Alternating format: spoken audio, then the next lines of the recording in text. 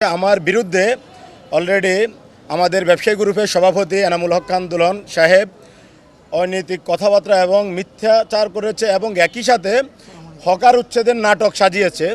যে নাটকের কারণে দীর্ঘ ৪৫ বছর এই মার্কেটে হকার আছে এবং এখনও আছে।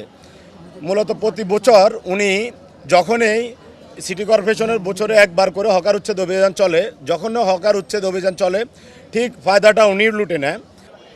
এটার কারণ হয়েছে উনি ডাকলে মানুষ আসে না। যে উনি ডাকলে যখন মানুষ আসে না, উনি একটা নোটিশ করেছে, নোটিশটা আপনাদেরকে আমি দিচ্ছি। নোটিশে লেখা আছে যে এই আন্দোলনে অংশগ্রহণ না করবেন তার দোকান 3 দিন বন্ধ থাকবে।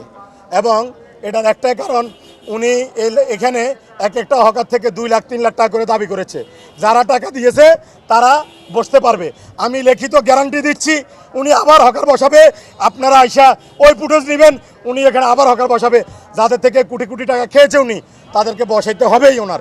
এবং যখন বসাবে আমি আবার সংবাদ সম্মেলন করবো আপনাদেরকে নিয়ে, এবং সেই ফুটেজগুলো আপনারা নিজেরা কালেক্ট করে নেবেন ইনশাল্লাহ। এবং আজকে যে হকারদের মাল উনি নিরাপদে রেখেছে তা আপনারা ভিডিও করে নিয়ে যাবেন। ভিতরে ঢুকলে আপনারা দেখবেন সব সেফ জোনে রেখেছে উনি। আর আমাকে হুমকি দিয়েছে ব্যক্তি, আমাকে অনলাইন নাম্বার থেকে ফোন করে বলেছে 10 লাখ টাকায় একটা রাজুকে গায়েব করা যায়। আমি মৃত্যুকে ভয় করি না। আমি যদি মারা যাই বা আমাকে যদি অপমৃত্যু হয়, কোনো দুর্ঘটনা ঘটে, এটার জন্য একমাত্র দায়ী এই দোলন সাহেব এবং ওনার সন্ত্রাসী বাহিনী আছে। আমার কোনো বাহিনী নাই, আমি একা চলি। এবং সিসি ক্যামেরা আছে, পুরা পল্টনে সিসি ক্যামেরা আছে, ওনার এখানেও সিসি ক্যামেরা আছে। এই হকার উচ্ছেদে যদি আমার সিসি ক্যামেরা কোনো ফুটেজ পান আপনারা, যে উচ্ছেদে আমি ছিলাম, তাহলে আমি মাথা পেতে নেব। যে কোনো রকম আইনগত ব্যবস্থা আমার বিরুদ্ধে নেক, আমি তা মাথা পেতে নেব। কিন্তু ওনার ব্যক্তি স্বার্থে উনি চাঁদাবাজি, নীরব চাঁদাবাজি করতেছে, নীরব। ওনার বিরুদ্ধে কেউ কথা বলতে পারতেছে না। আমি চ্যালেঞ্জ করতেছি আপনাদের মাধ্যমে, ওনাকে সবাই আবার টাকা দিলে আবার সব হকাররা বসবে, আর টাকা যারা দিবে না তারা বসতে পারবে না। উনি মূলত ওনার এই হকার উচ্ছেদের নাটকগুলো আমরা দেখতে দেখতে আমরা অভ্যস্ত হয়ে গিয়েছি। উনি যখন আমাদেরকে ডেকে এই হকার উচ্ছেদ নাটকের জন্য আহ্বান করেন, আমি এটা প্রত্যাখ্যান করি। কারণ আমি বলেছিলাম আপনি তো এই হকার উচ্ছেদ নাটক করে আপনি আবার হকারদেরকে বসাবেন বিগ অ্যামাউন্টের টাকা নিয়ে, বিনিময়ে মাথা বিক্রি করবেন আমাদের ব্যবসায়ীদের। আমরা আপনার এই বিষয়ে আমরা সারা দিনে ওনার কথাতে, মূলত উনি আমাদের এফ ক্যাটাগরি ইসলামী ব্যবসায়ী মালিক সমিতির প্রশাসনিক দায়িত্বটা ওনারা দেখেন সিকিউরিটি গার্ড দিয়ে।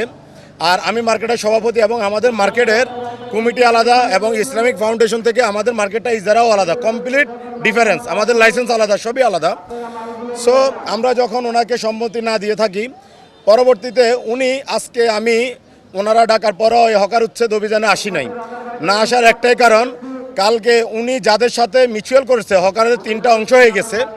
যে অংশ ওনাকে বড় আকারে টাকা পয়সা দিয়েছে, সেই অংশকে ডেকে নিয়ে মিটিং করে ওনাদের মালসামান আপনারা ভিডিওতে অবশ্যই দেখিয়ে দিবেন, মার্কেটের ভিতরে ঢুকে রাখেছে। সবগুলা মাল মার্কেটের ভিতরে রেখেছে এবং ওদেরকে বলেছে ওদের সাথে সমঝোতা হওয়া পর্যন্ত মালগুলা ভিতরে থাকবে, সমঝোতা হয়ে গেলে আবার আপনাদেরকে বসিয়ে দেব।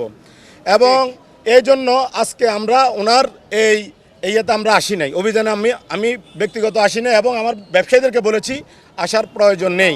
কারণ উনি আমাদের মাথা বিক্রি করতেছে এবং উনি বাইতুল মোকাররম মার্কেটের সভাপতি, ওনারকে ম্যাজিস্ট্রেরি পাওয়ার দেওয়া হয় নাই। উনি একজন মার্কেটের সভাপতি, উনি দেশীয় অস্ত্রশস্ত্র নিয়ে হকারদের উপরে আজকে আক্রমণ করে দেখেন যে হকারদের মাথা ফাটাইছে, কারো হাত ভেঙে ফেলছে, অনেকের পা ভেঙে ফেলছে, অসংখ্য হকার আহত, ঢাকা মেডিকেল আছে অনেকেই। যাই হোক, হকাররা হকারদের মতো আইনগত ব্যবস্থা নেবে, তা তাদের ব্যক্তিগত বিষয়। আমার কথা হয়েছে আমার মার্কেট কেন বন্ধ রেখেছে উনি। আমরা ইসলামিক ফাউন্ডেশনের আন্ডারে আমরা ইসলামিক ফাউন্ডেশনে গিয়েছি আমাদের মার্কেট খুলে দেওয়ার জন্য এবং বলেছি উনি আন্দোলন করবে ওনার ব্যক্তি স্বার্থে, ব্যবসায়ীদের স্বার্থে না। সো আমরা ওনার ব্যক্তি স্বার্থে আন্দোলনে আমরা থাকবো না। আমাদের গেট খুলে দেওয়ার জন্য আমরা ফাউন্ডেশনের ডিডি মহোদয়কে জানিয়েছি, ফাউন্ডেশন ডিডি মহোদয়, ডিজি মহোদয় এবং সচিব মহোদয়কে জানিয়েছেন। ওনারা আমাদেরকে আশ্বস্ত করেছেন এটা খোলার জন্য একটা ব্যবস্থা ওনারা নেবেন। এবং একই সাথে আমাকে নিয়ে যে নোংরা বক্তব্য দিয়েছে তার তীব্র নিন্দা জানাচ্ছি।